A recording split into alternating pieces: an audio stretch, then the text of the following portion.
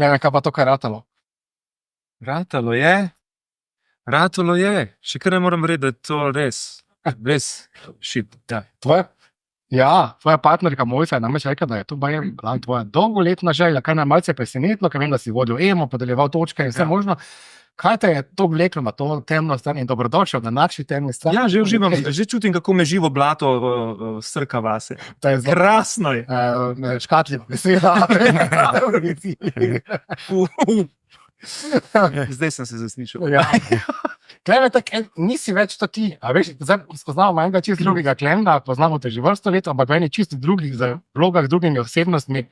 Tak en skromen fantiček je zdaj tukaj, da pogled v vrtu tla. Skromen fantiček? Ja, Fantiček. za eno zelo osebno zgodbo. Klemen, zakaj tako razgaljeno na Eurovizijo? Ta pesem ni bila napisana za Eurovizijo. Ta pesem je bila pač napisana kot del projekta, ki sem se ga lotil zdaj že 2 leti nazaj, pisati bolj osebne zgodbe, da dol maske. Imam sem dosti tega, da se skrivam z določenimi liki, da delam video o Putinu in potem postane resničen, da delam video o Trumpu, ki postane resničen. In pa sem rekel, zakaj bi delal v bistvu sploh še te, boš da meni je mar za mir na svetu in rač nekaj delati te videe. Dam v svet to, kar je notri v meni. To je neka zadeva, s katero sem se zdaj ukvarjal že kar nekaj časa in album je narejen, pride ven verjetno junija, bomo videli, enkrat v letošnjem letu definitivno moram še plan, ampak ta pesem How Much Time Do We Have Left je srce tega albuma. V bistvu je tudi točka, kjer se vse skupaj začne, ker zgodba se je začela dogajati mesec po pol potem, ko je prišel ven Putin Put Out. Takrat je Mojca dobila to diagnozo in takrat se nam je svet postavil na glavo, kot sem jaz danes tudi vesel obrnen na glavo. In začela sva nekako bolj slediti srcu, kakor se to obrabljeno sliši, ampak početi stvari, ki naj jo navdihujejo. Ker pač sva nekako se zavedala, da je najmanj čas tukaj omejen, tako da jaz sem se potem bolj vrgel v glasbeno ustvarjanje, pisanje pesmi in ena izmed teh, ki je nastala in ki se mi zdi najbolj iskrena, je pač ta. In ko gledam za nazaj v preteklosti, ko sem imel neke ideje za pesmi, s katerimi bi šel na Eurovizijo, nikoli si nisem mislil, da bi šel z balado, ampak če pogledam za nazaj in za naprej, je to edina pesem, s katero bi si kot Klemen upal iti na to pot. Mislim, upal, s katero bi šel na to pot. Upam, ne vem, če si, ampak šel pa bom. A veš, vse na obdobje življenja, ki jih preživiš in jih želiš pustiti zadaj. Ja. Ampak zdaj je vse kar naenkrat spet tukaj. A veš, vsa bolezen, Ja, ampak Mojca je to bolezen premagala, tako da če ne bi, verjetno niti ne bi mogel pisati. Če ne bi, tudi ne bi mi zdaj stala tukaj, ker mene ona v bistvu takrat potegala ven iz te črne luknje.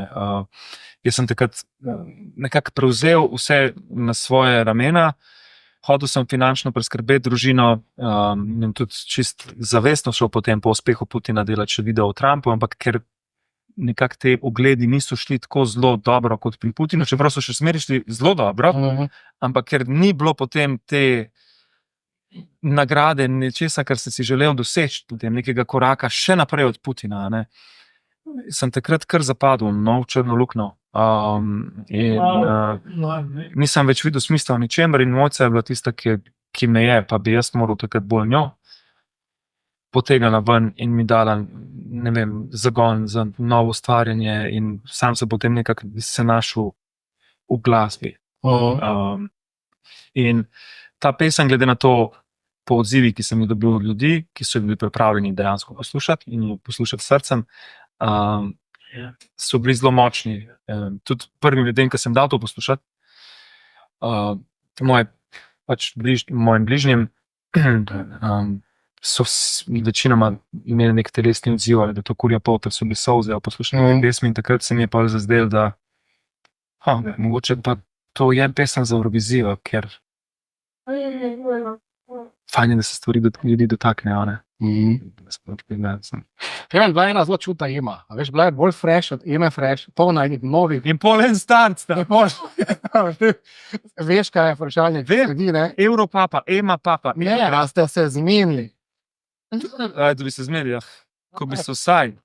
A ne bi bilo lažje, da ne bi šel čez to? Ja. Prosim. Pa je ena izkušnja več. Ne. Za konec. Vem, da sem pač ogromno svojega enega denarja, truda, energije vložil brez RTV. Ja, brez kakršne koli pomoči. Nisi dosti zapravo. Ne. Pletenine. Eno luknjo smo Ja, to je zato, da greš trikče, ampak ne bomo razkrili naših klientov. Klemen, malce pogledamo za konec proti Baslu. Danes je vse skupaj delovalo, ja, tam. Delovalo je že zelo, danes evrovizijsko, a veš, skadrirano, s pravo svetlobo, tvoje pogledi so načrtni in na mestu. A bo nastop v Baslu zelo drugačen?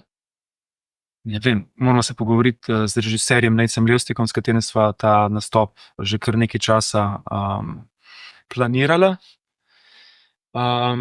Definitivno bi verjetno bilo smiselno obdržati visenje na glavi, ker do zdaj še ni nihče v zgodovini Evrovizije pel Obrne na glavo in bi bil vsaj prvi v nečem. Prvi v visenju na glavo. Slovenija! Klemen, najlepša hvala in se vidimo v Baslu. Vidimo, Ja, hvala, na hvala. srečo.